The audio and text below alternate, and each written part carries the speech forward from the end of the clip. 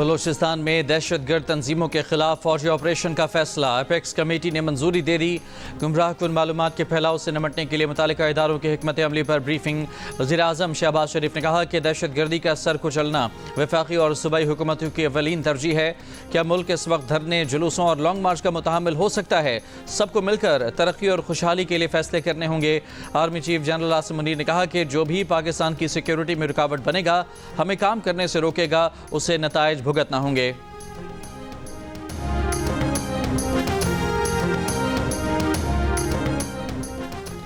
वज़ीर आला खैबर पख्तूनख्वा ने अपेक्स कमेटी में 99% गुफ्तगू सूबे में दहशतगर्दी के हवाले से की। बानी PTI की क़ैद और जलसे से मुतालिक तबरुक के तौर पर बात की। वज़ीर दिफा ख्वाजा आसिफ की प्रोग्राम कैपिटल टॉक में गुफ्तगू। कहा, अगर बानी PTI ये समझते हैं कि उन्होंने 9 मई को कुछ नहीं किया तो फिर हालात नहीं सुधर सकते। प्रोग्राम आप शाहजेब खानजादा के साथ में गुफ्तगू में वज़ीर मनसूबाबंदी एहसन इकबाल ने कहा कि नेशनल अपेक्स कमेटी इजलास में किसी को किसी सियासी बात का कोई सियासी जवाब नहीं मिला। इजलास का 2 टोक पैगाम था कि सियासी और माशी बहाली के हवाले से किसी को खेलने नहीं देंगे।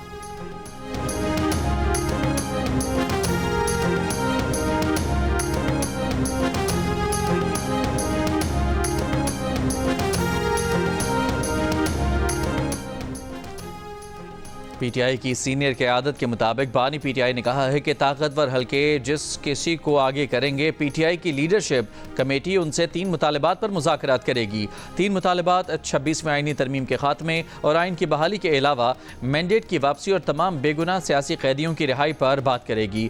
बानी PTI ने कहा है कि 24 नवंबर का एहतजाज ना मौखर होगा ना मुअत्तल होगा। 24 नवंबर को जो बाहर ना निकला वो पार्टी से बाहर हो जाएगा। पार्टी में चाहे कोई कितना भी पुराना हो, बाहर ना निकला तो उसकी पार्टी में कोई जगह नहीं होगी।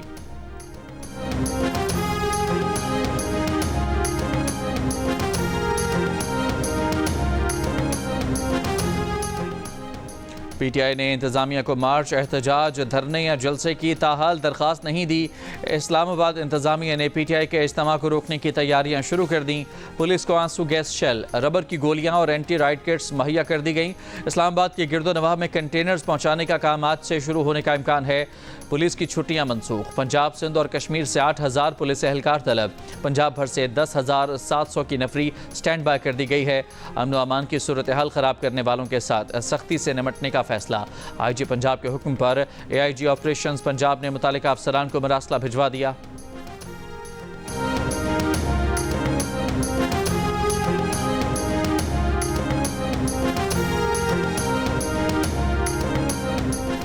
मशरकी हवाओं के रुख में तब्दीली। पंजाब के मुख्तलिफ शहरों में स्मॉग में कमी। अब से कुछ देर पहले मुल्तान मुल्क का सबसे आलूदा शहर।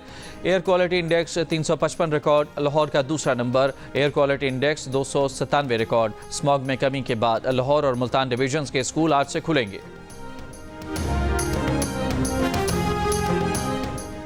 आज रात पब्लिक ट्रांसपोर्ट को सफ़र से रोक दिया गया। महकमा ट्रांसपोर्ट बलूचिस्तान के मुताबिक फ़ैसला ज़रूरी वजूहात की बिना पर किया गया है।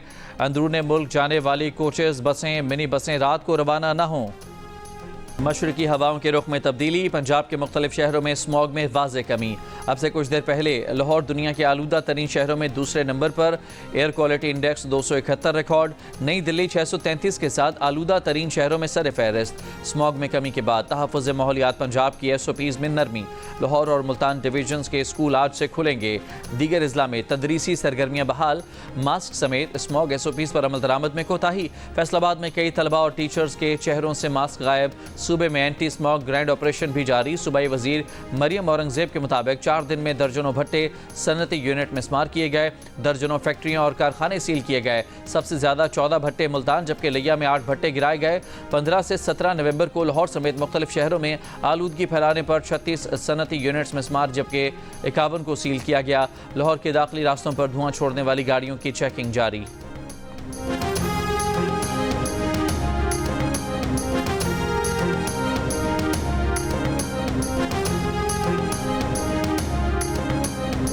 स्मॉग के लिए एहतियाती तदाबीर पर अमल न करने पर कार्रवाई। लाहौर के मारूफ सुपर स्टोर को सील कर दिया गया। स्टोर इंतजामिया के खिलाफ मुकदमा दर्ज। इदारा बराए माहौलियाती तहफ़्फ़ुज़ के मुताबिक दातागंज बख्श टाउन में मुनहदम इमारत का तामीराती काम भी ताहुक्म सानी रोक दिया गया। स्मॉग के हवाले से हुकूमत ज़ीरो टॉलरेंस पॉलिसी पर सख्ती से अमल कर रही है।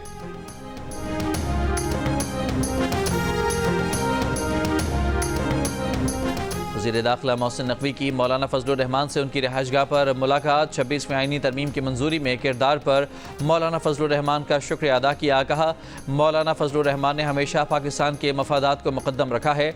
मौलाना फजलुर रहमान ने कहा कि उनकी तरजीह पाकिस्तान और पाकिस्तानी अवाम है।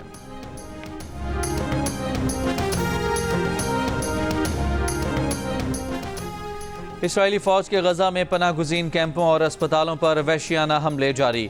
गुज़िश्ता 24 घंटों में मज़ीद 50 से ज़्यादा फ़लस्तीनी शहीद। दरबदर फ़लस्तीनियों के लिए बारिश मुश्किल बन गई। खैमों में बारिश का पानी भर गया। लबनान पर भी इसराइली बमबारी जारी। हिज़्बुल्लाह के अहम कमांडर अली दोएक समेत मुतअद्दिद अफराद शहीद। जनूबी लबनान में ड्रोन हमले में एक इसराइली फ़ौजी मारा गया। इसराइली दारुल हुकूमत तल अबीब और शमाली इलाकों में हिज़्बुल्लाह के रॉकेट हमले। एक खातून हलाक और 12 से ज़्यादा इसराइली ज़ख्मी हो गए। इसराइल हिज़्बुल्लाह जंग बंदी के लिए अमरीकी एलची पुरुम्मीद।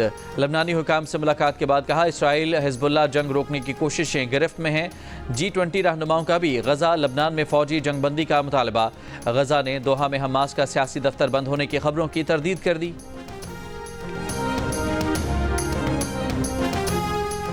इसराइली बमबारी के शिकार फ़लस्तीनियों के ज़ख्मों में कीड़े पड़ने लगे। ज़ख्मों में सुपर बग सिरायत कर गया। The bureau of investigation journalism की रिपोर्ट के मुताबिक गजा में मरहम पट्टी से महरूम ज़ख्मी फ़लस्तीनी इन्फेक्शन रोकने के लिए सिरका इस्तेमाल करने पर मजबूर हैं। सुपर बग इन्फेक्शन के बायस एंटीबायोटिक मिल भी जाए तो असर नहीं करती। गजा के अस्पतालों में 70% ज़ख्मी मरीजों में सुपर बग वायरस की निशानदही हुई है।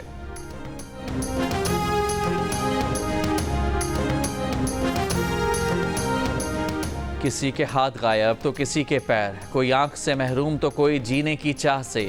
इसराइली तैयारों, टैंकों और ड्रोन्स के वहशियाना हमले अब तक 50,000 से ज़ायद फ़लस्तीनियों की जान ले चुके हैं। 1 लाख से ज़्यादा ज़ख्मी हैं। कुछ ज़ख्मी कतर पहुँचे, इलाज हो गया।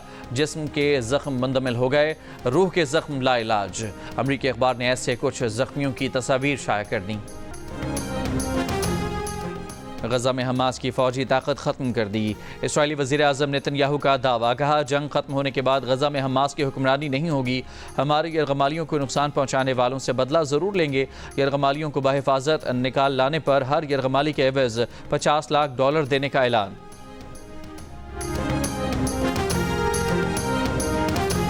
और भारतीय मौसीक़ार A.R. रहमान की अहलिया सायरा ने शौहर से अलहदगी का ऐलान कर दिया। A.R. रहमान की अहलिया के वकील ने अलहदगी की तस्दीक कर दी। नाकाबिले हल इख्तलाफात को तलाक की वजह करार दिया। A.R. रहमान की सायरा से शादी 1995 में हुई। दोनों के 3 बच्चे हैं।